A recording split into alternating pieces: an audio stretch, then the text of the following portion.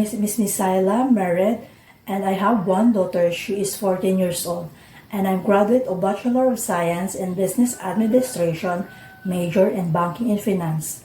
I am ex-abroad and I have experience as a domestic helper for 12 years.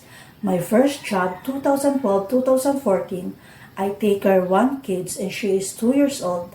My duties and responsibilities, I send him to the school and do all around household chores. My second job is 2015-2016. I take care of 4 adults and my duties is doing all around household chores like cleaning, vacuuming, and keep safety the house rules. My third job is 2017-2022. I take care newborn and 1-year-old boy.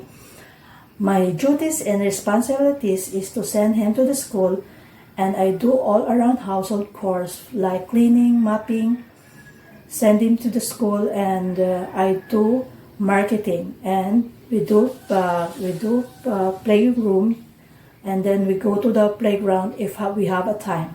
My fourth job is in Yunlong, 2022 to 2024. I take care 2 kids for age 4 and 6 years old. My duties and responsibilities is sending also to them to the school.